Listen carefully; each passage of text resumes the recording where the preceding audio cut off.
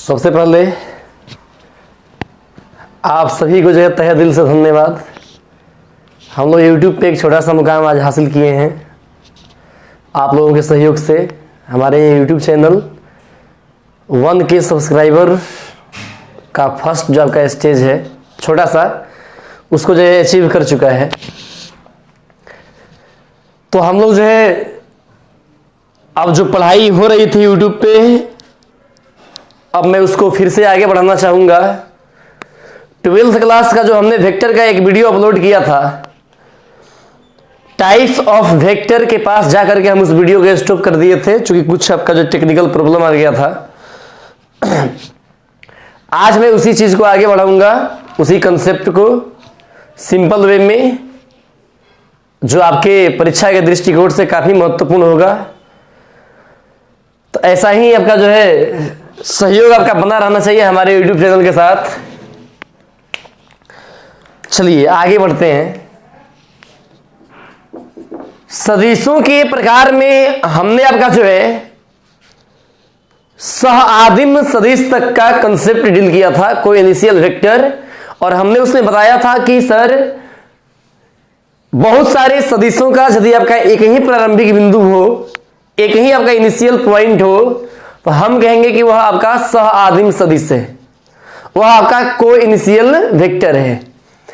आज हम पढ़ेंगे समान सदिश के बारे में।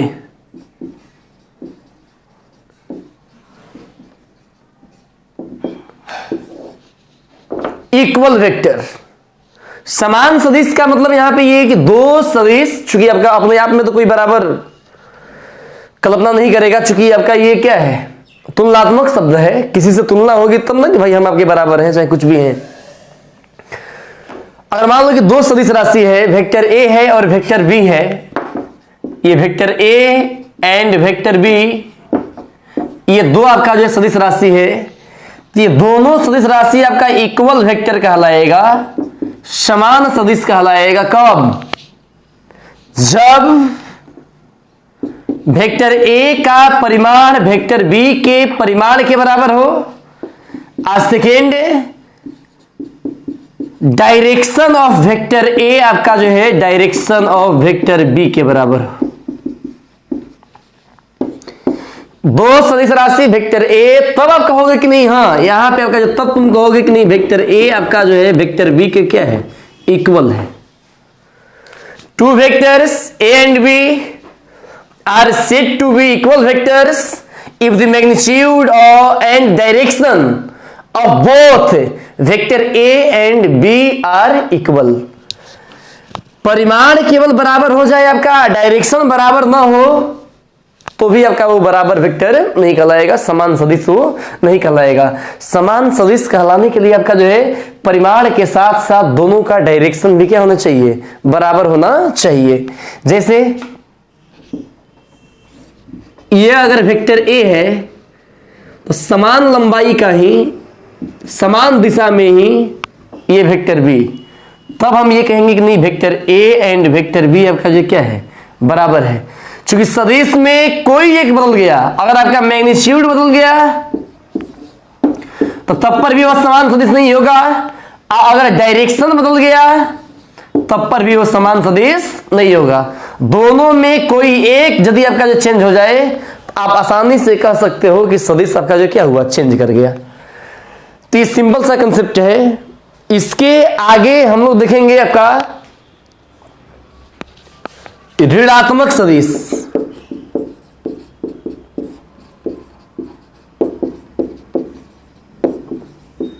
ऋणात्मक सदिश, निगेटिव वेक्टर, ये भी कहीं ना कहीं आपका इससे है कुछ कोरिलेटेड, लेकिन कुछ डिफरेंस है इसमें। डिफरेंस क्या है कि vector A and vector B यदि दो वेक्टर है तो हम इसको निगेटिव वेक्टर तभी कहेंगे जब वेक्टर ए का मैग्नीट्यूड वेक्टर बी के मैग्नीट्यूड के बराबर हो, लेकिन वेक्टर ए का जो डायरेक्शन होगा वह वेक्टर बी के ठीक उल्टा हो। ठीक विपरीत हो। अगर वेक्टर ए जा रहा है आपका इस साइड में तो वेक्टर बी आएगा इस साइड में। लेकिन सबसे बड़ी बात आपका जो ये है कि यहां दोनों का मैग्नीट्यूड आपस में बराबर होता है, लेकिन डायरेक्शन आपका जो है चेंज करता है।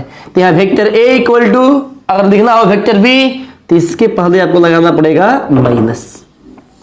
ये चीज है नेगेटिव वेक्टर ऋणात्मक सदिश का मतलब ये हुआ कि दो सदिश एक दूसरे के ऋणात्मक सदिश कहलाएंगे कब? जब दोनों के परिमाण आपस में बराबर हो और दिशाएं एक दूसरे के ठीक क्या आपका हो? विपरीत हो। दिशाएं जो आपका हो एक दूसरे की ठीक क्या हो बाबू? विपरीत हो। जैसा कि ये होगा वेक्टर ए तो वेक्टर बी इस टाइप का होगा एवं ठीक अपोजिट डायरेक्शन में ऐसे। एक चीज और है कि अगर वेक्टर ए का डायरेक्शन मान लो कि नॉर्थ साइड में है और आपको इसको करना है साउथ में, दक्षिणी दिशा में, तो आप सिंपली इस वेक्टर ए के पहले अगर आप माइनस लगा दोगे तो ये ठीक आपका जो 180 डिग्री एंगल पे आपका जो इसका डायरेक्शन चेंज हो जाता है और ये क्या बन जाएगा? साउथ। और वेक्टर ए का डायरेक्शन यदि आपका नॉर्थ है और वेक्टर ए को आप चाहते हैं कि उसका डायरेक्शन साउथ में हो तो आप उसके पहले लगा दो क्या? माइनस। अगर कोई जा रहा है आपका, मान लो कोई अगर व्यक्ति ऊपर जा रहा है सदिश राशि में, आप सोच रहे हो कि नहीं तुम जो आपका नीचे आओ, तो कुछ नहीं करना है। यदि वह व्यक्ति आपका जो एक वेक्टर है अगर वह आपका ऊपर जा रहा है तो आप उसके पहले क्या लगा दो? माइनस। वो सीधे नीचे आएगा बिना कहे पूछे, उसका डायरेक्शन ऑटोमेटिक 180 डिग्री के एंगल पे क्या हो जाएगा? आपका चेंज हो जाएगा। ठीक है। अब यहां पर देखिए आप संरेख सदिश के बारे में।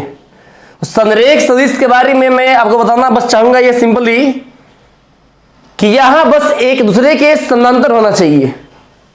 यहां पे जो सदिश राशियां हैं आपका एक दूसरे के क्या होना चाहिए? समानांतर होना चाहिए। परिमाण बराबर हो चाहे नहीं हो, डायरेक्शन आपका जो सेम टू सेम हो या न हो, लेकिन बस केवल आपका जो है एक दूसरे के समानांतर है यदि तो आप आसानी से कह सकते हो कि वो आपका क्या है? कोलिनियर वेक्टर है। जैसे अगर ये मान लो वेक्टर ए है, यहां पे आ गया वेक्टर बी, समानांतर है ना जी। यहां वेक्टर आ गया सी, इधर जा रहा है, ये समानांतर है ना जी। तो जब समानांतर है आपका तो मैं आसानी से कह सकता हूं कि वेक्टर ए, वेक्टर बी और वेक्टर सी ये तीनों संरेख सदिश हैं, ये कोलिनियर वेक्टर्स हैं। यहां परिमाण का बराबर होना, दिशाएं बराबर होना कोई मायने नहीं रखता, बस केवल क्या है आपका कि एक दूसरे के समानांतर होना चाहिए। तो आप आसानी से कह सकते हो कि ये तुम्हारा क्या है? संरेख सदिश है।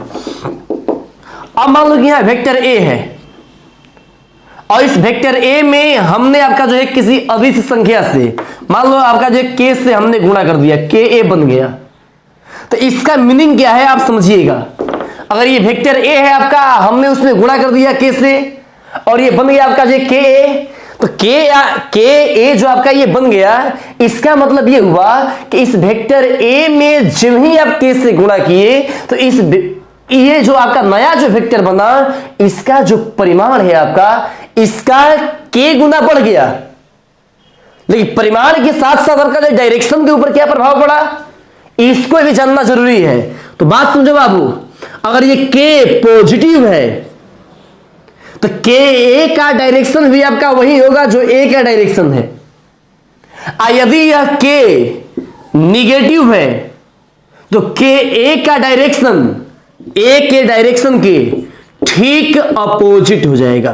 ठीक क्या हो जाएगा? अपोजिट। शॉर्ट में समझिए, ए में हमने के ए से मल्टीप्लाई किया, इसका मतलब ये हुआ कि यदि आपका ये के पॉजिटिव है तो direction of K A vector is equal to same direction of A vector. अगर के आपका निगेटिव है तो ए के डायरेक्शन के ठीक उल्टा आपका हो जाएगा के ए का डायरेक्शन। एक छोटा सा एग्जांपल, क्या कहना चाह रहे हैं सर आप? जैसे अगर मान लो कि ये वेक्टर ए है और इसमें हमने 2 से मल्टीप्लाई कर दिया, अगर 2a वेक्टर तो इसका ठीक दुगना इसका परिमाण हो जाएगा ये। और अगर ये प्लस में है तो जो a का डायरेक्शन आपका है वही डायरेक्शन 2a का भी होगा। और इसी में कोई अगर आपका जो -2a से मल्टीप्लाई कर दे तो यहां मैग्नीट्यूड तो आपका 2 गुना बढ़ जाएगा ऐसे, लेकिन जो डायरेक्शन आपका है ए वेक्टर का ठीक उल्टा हो जाएगा ऐसे, इस टाइप से। तो ये सारा चीज आपका जो सिंपल चीज है, आपका जो बेसिक कंसेप्ट है, इस पे आप लोग जो गौर करेंगे।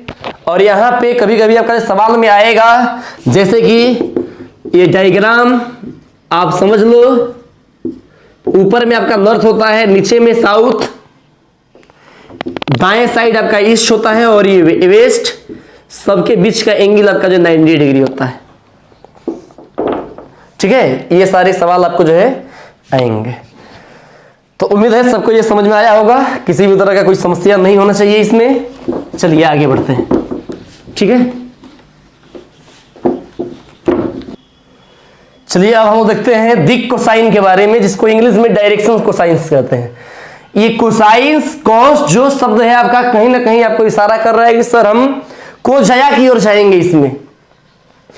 तो मैं एकदम जो आपका शॉर्ट में एकदम चीप एंड बेस्ट कंसेप्ट आपके जो माइंड में भर रहा हूं, चूंकि आपका ये यूट्यूब वीडियो है, ऑनलाइन क्लास की गिनती आपका जो लाइव में अभी नहीं चल रहा हूं, तो यहां मैं उतना ही चीज आपको जो अपलोड कर रहा हूं जो आपके लिए एकदम चीप एंड बेस्ट है एग्जामिनेशन व्यू से, जो आपको जो बहुत काफी मदद दिलाएगा, बहुत काफी आपका जो है हेल्पफुल होगा। यहां देखिए, यहां पे एक पॉइंट है P,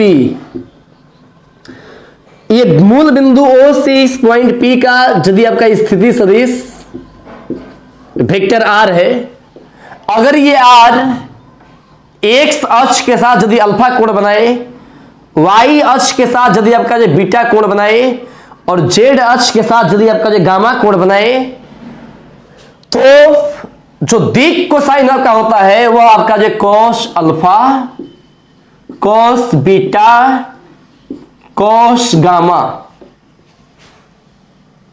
स्थिति सदिश R एक्स अक्ष के साथ अल्फा कोण बनाया, बीटा कोण बनाया, गामा कोण बनाया, तो जो आपका दिक कोसाइन जो आपका होगा वह होगा कॉस अल्फा, कॉस बीटा और कॉस गामा। अब गौर कीजिए, इस दिक कोसाइन कॉस अल्फा को एल के द्वारा सूचित किया जाता है, कॉस बीटा को एम के द्वारा और कॉस गामा को एन के द्वारा। माने एल बराबर कॉस अल्फा, एम बराबर कॉस बीटा और एन बराबर कॉस गामा। ठीक है, दिक कोसाइन को जो है सामान्यतः एल, एम और एन के द्वारा सूचित किया जाता है। अब मान लो कि यहां पे एंगल बेस हो गया ये चीज कि सर यहां पे स्थिति सदिश अगर आपका जो अल्फा एंगल बनाए, बीटा एंगल बनाए, गामा एंगल बनाए, क्रमशः आपका जो एक्स, वाई और जेड अक्ष के साथ, तो cos alpha, cos beta and cos gamma आपका जो है डायरेक्शन कोसाइन हो गया पोजीशन वेक्टर आर का।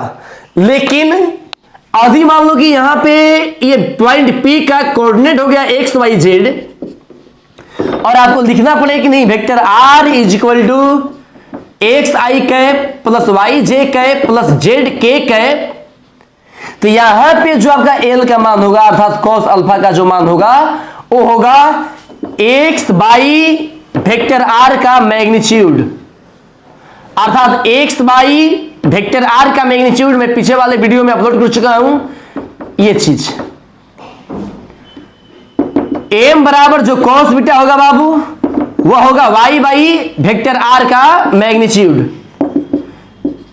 N बराबर जो कॉस गामा होगा भैया वह होगा आपका Z बाई वेक्टर R का मैग्नीट्यूड। ये चीज ठीक है। तो हमारे कहने का मतलब ये है कि अगर यहां से तुम निकालोगे तो क्या निकलेगा, x बराबर l इंटू वेक्टर R का मैग्नीट्यूड, y बराबर m इंटू वेक्टर R का मैग्नीट्यूड, और z बराबर n इंटू वेक्टर R का मैग्नीट्यूड। ये चीज अर्थात आप ये भी कह सकते हो कि R कॉस अल्फा, मैग्नीट्यूड को मपांक के चिन्ह में रखो या फिर एरो गायब कर दो, कोई फर्क पड़ने वाला नहीं है, R कॉस बीटा और यहां पे R कॉस गामा। ये चीज ऐसे। तो यहां पे मैं सिंपली एक चीज हल्का सा मैं अपने बच्चों को बताता हूं कि आप क्विकली अगर इस चीज को अगर याद निकालना हो, यदि दिक कोसाइन के बारे में कुछ भी अगर जानना हो, तो जैसे मान लो कि अगर vector r is equal to, अगर दे ही दिया, अगर मान लो कि यहां पे एक्स आई कैप है, वाई जे कैप है और जेड के कैप है, तो आप ये समझो कि हाई जो एक्स वाई जेड, यदि यह सदिश है, अगर यह मात्रक सदिश नहीं है, तो आप समझ जाओ कि एक्स वाई जो जेड है आपका वह दिक् अनुपात है। आज जब ही आप इस वेक्टर आर में यदि इसके परिमाण से आप भाग दोगे तो ये बन जाता है एकांक सदिश।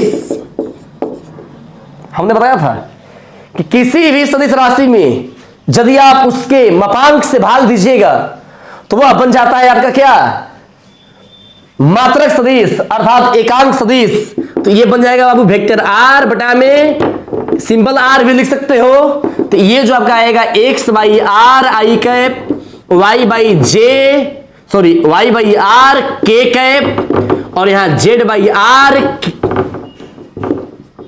के कैप। तो इस एकांक सदिश के लिए, इस मात्रक सदिश के लिए जो यहां पे आई कैप का जो गुणांक है वह एल है, जे कैप का जो गुणांक है आपका वह एम है और के कैप का जो गुणांक है आपका वह एन है। यहां पे आपका जो है आई कैप का जो गुणांक है आपका वह क्या है, एक्स बाई आर, तो यह एल का मान है।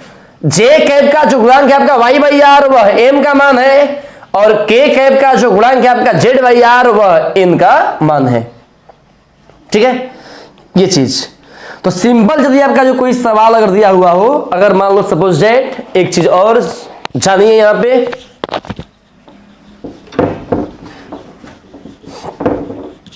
अगर क्वेश्चन दे दे कोई, कह दे कि vector A is equal to 2i cap plus 3j cap plus 4k cap है और आप इसका जो दिक् को साइन निकालिए, आप आराम से ए कैप का मान निकाल लो। Vector A by vector A का परिमाण 2i cap plus 3j cap plus 4k cap by इसका जो परिमाण होगा बाबू 2 का स्क्वायर प्लस 3 का स्क्वायर प्लस 4 का स्क्वायर, और आराम से 2i cap plus 3j cap plus 4k cap by दुगनी के 4, तितरी के 9, चौचौ के 16, 16 9 25, 4 29 रूट 29 और यहां पे बाबू 2 by root 29 i cap, 3 by root 29 j cap और यहां पे 4 बाई रूट 29 के कैप। ये आ गया ए कैप। तो यहां इस ए कैप में, इस एकांक सदिश में, इस मात्रक सदिश में जो आपका आई कैप का जो गुणांक है वह आपका ये एल का वैल्यू है और ये आपका एम का वैल्यू है और ये आपका एन का वैल्यू है। अब बहुत सारे बच्चे कह रहे हैं सर जेपी सर आप जो बहुत फास्ट पढ़ा रहे हैं। मैं फास्ट पढ़ा नहीं रहा हूं, मैं आपका जो इजी वे में कंसेप्ट को समझा रहा हूं। मेरी कलम थोड़ी फास्ट चलती है, ठीक है, मैं फास्ट भले ही लिखता हूं लेकिन इजिली आपको जो हर एक चीज समझ में आ रहा होगा। हर एक उपाय, हर एक आइडियाज, हर एक कंसेप्ट मैंने आपके माइंड में एडॉप्ट करने का प्रयास किया। उम्मीद है कि आप सभी को जो ये चीज समझ में आ रहा होगा। जहां समझ में नहीं आएगा आप कमेंट बॉक्स में हमको जो है कमेंट जरूर करके बताइएगा। अब यहां पे एक चीज देखेंगे, सदिशों का योगफल। जैसे मान लो कि यहां पे ये वेक्टर ए है, टेल और हेड, अगर मान लो ये ए बी है और यहां से आपका हो गया बी सी और ये आपका हो गया ए सी और ये वेक्टर बी हो गया और ये वेक्टर सी हो गया। तो जोड़ने का कंसेप्ट मैं आपको ये कहना चाहूंगा कि आप जो है किसी एक डायरेक्शन को लो, कोई एक डायरेक्शन, किसी एक डायरेक्शन को लीजिएगा, आपका काम जो है क्या होगा, बन जाएगा। चाहे तुम ऐसे चलो चाहे आप ऐसे चलो, टेल हेड, लेकिन यहां पर देखिए उल्टा हो गया, ये हेड और टेल हो गया। तो यहां पे कुछ भी नहीं, vector A B plus vector B C और ये जो आपका उल्टा हो गया, तो इसको जब मैं सीधा करूंगा तो इसके लिए माइनस लगाना पड़ेगा, माइनस ए सी वेक्टर और बराबर आपका जो क्या है 0। तो यहां A B plus B C vector बराबर माइनस ए सी जाएगा उस पर, तो क्या बन जाएगा बाबू, प्लस ए सी। ठीक है, ये चीज इस टाइप से हम जो इसको समझेंगे। समझ में आ रही है बात? और आप सभी जानिए एक चीज और,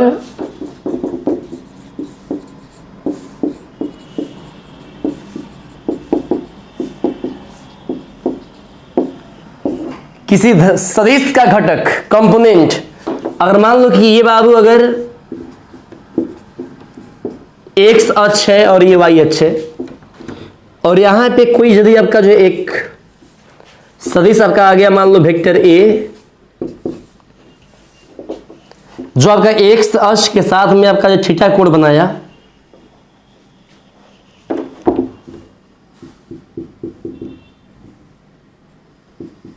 तो इधर जो आपका, मैं सिंपल वे में, इतना मैं डीपली नहीं जाऊंगा, ठीक है, मैं सिंपल वे में यहां पे मैं बता दूं कि जिसके साथ ये एंगल बना रहा है जिस अक्ष के साथ, इधर आपका इसका एक कंपोनेंट होगा परिमाण के साथ, यहां सदिश राशि का चिन्ह नहीं रहेगा, ए cos थीटा, इसकी ठीक परपेंडिकुलर ए sin थीटा। एक छोटा सा फिगर बना करके मैं ऐसे सारे कॉन्सेप्ट को ही मैं डील कर दूं, हल्का सा आप समझिएगा इस चीज को। अगर मान लो कि यहां पे वेक्टर ए हो गया, जो इसके साथ में अगर थीटा कोण बनाया, यहां पे आपका वेक्टर बी हो गया, जो इसके साथ में अल्फा कोण बनाया, यहां पे आपका जो वेक्टर सी हो गया, जो इसके साथ में आपका जो है बीटा कोण बनाया, और यहां पे आपका जो वेक्टर डी हो गया, जो इसके साथ में आपका जो है गामा कोण बनाया। बात समझिए, तो वेक्टर ए के लिए यहां थीटा कोण जिसके साथ बनाया है, उधर आपका हो जाएगा ए cos थीटा, इसके परपेंडिकुलर आपका हो जाएगा ए sin थीटा।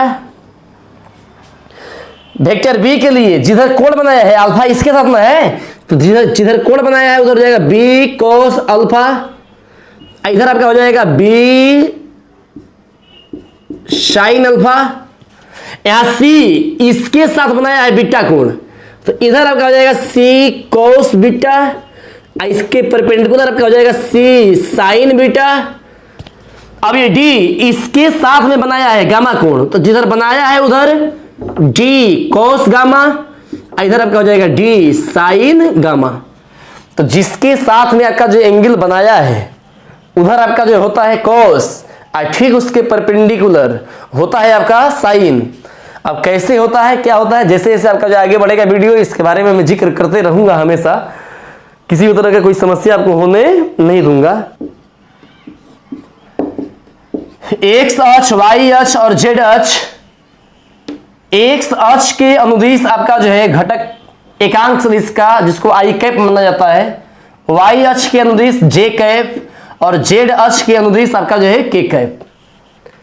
अगर मान लो कोई अगर ये कहे कि नहीं सर, अगर इस एक्स अक्ष पे अगर कोई बिंदु है और उसका निर्देशांक क्या होगा, तो एक्स अक्ष पर जो आपका बिंदु होगा 1 0 0, जेड अक्ष पर जो जिसका जो बिंदु आपका होगा, यहां पे एक्स भी 0 वाई 1 हो जाएगा और जेड 0, और यहां पे आपका जो एक्स भी 0 वाई भी 0 और जेड का वैल्यू क्या आपका हो जाता है 1। ये छोटा सा कंसेप्ट कभी कभी आपका जो है ऑब्जेक्टिव क्वेश्चन में पूछता है कि एक्स अक्ष पर यदि कोई बिंदु है तो बताइए उसका निर्देशांक सदिश में क्या होगा क्या नहीं होगा। तो आप समझिए कि एक्स अक्ष पर तो x1 बाकी दोनों 0, वाई अक्ष पर y1 बाकी दोनों 0, और जेड अक्ष पर आपका जो है z1 और बाकी दोनों 0। ये सिंपल सा कंसेप्ट है।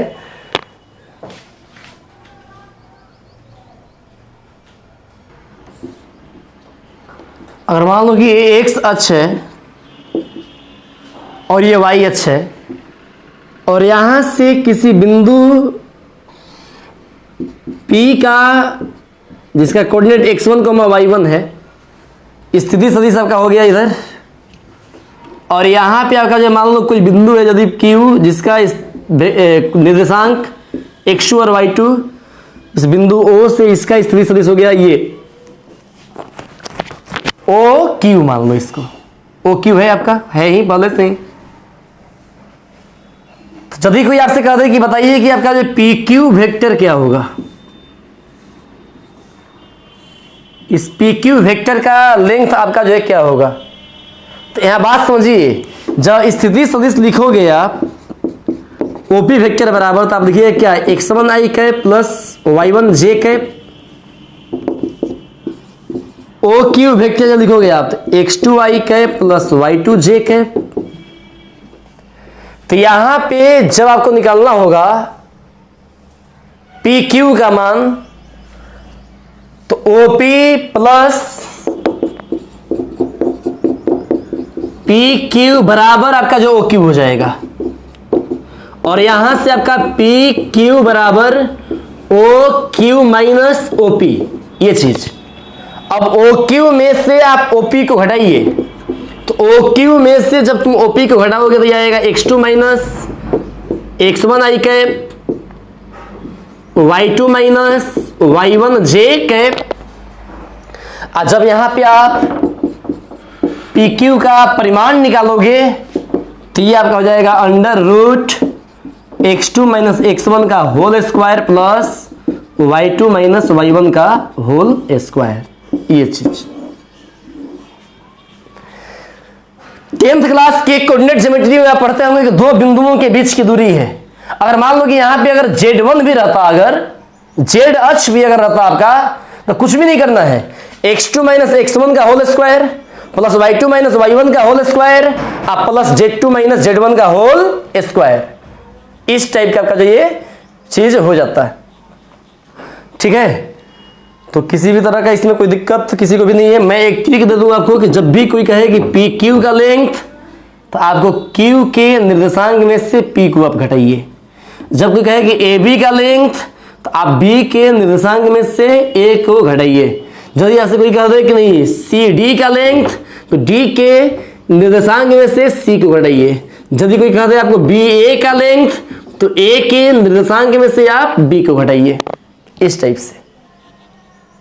जो बाद में आया उसमें से आप घटाइए। जैसे मान लो कि अगर फॉर्मूला अगर दिमाग में नहीं रहा, डायरेक्ट कोई कह दे कि यहां पे आपका जो है बिंदु सी है जिसका निर्देशांक है 1 2 3, और यहां पे आपका डी है जिसका निर्देशांक है आपका 4 5 6। आप बताइए सी डी वेक्टर क्या होगा, तो C D vector equal to कुछ नहीं करना है, 4 minus 1 i cap plus 5 minus 2 j cap plus j 6 minus 3 k cap, इस टाइप से। और यहां आराम से घटा दीजिए 3 आई कैप प्लस 3 जे कैप प्लस 3 के कैप, ये आपका हो गया सी डी वेक्टर। जब इसका लेंथ निकालना होगा तो सी डी वेक्टर का परिमाण ऐसे निकाल दो, अंडर रूट 3 का स्क्वायर प्लस 3 का स्क्वायर प्लस 3 का स्क्वायर, जो भी आपका आएगा 27 यूनिट, इस टाइप से। ठीक है, अब यहां पर देखिए खंड सूत्र। मान लो कि इस बिंदु O से इस बिंदु P का एक स्थिति सदिश वेक्टर A है, बिंदु Q का स्थिति सदिश आपका वेक्टर B है, और इस P और Q को मिलाने वाला जो ये PQ बना, उसको जो है आपका ये वेक्टर R m/n के अनुपात में आपका जो बांट रहा है। तो वेक्टर R के लिए आपका जो अंतः विभाजन सूत्र क्या होगा, कुछ भी नहीं, vector R is equal to m b plus n vector A by m plus n, इस टाइप से। और यही पे कहते कोई कि बाह्य विभाजन क्या होगा,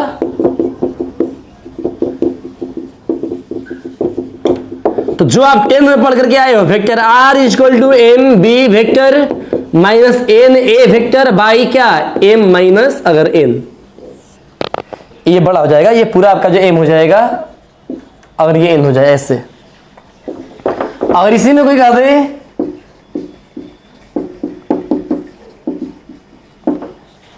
मध्य बिंदु, तो vector R is equal to simply vector B plus vector A by 2।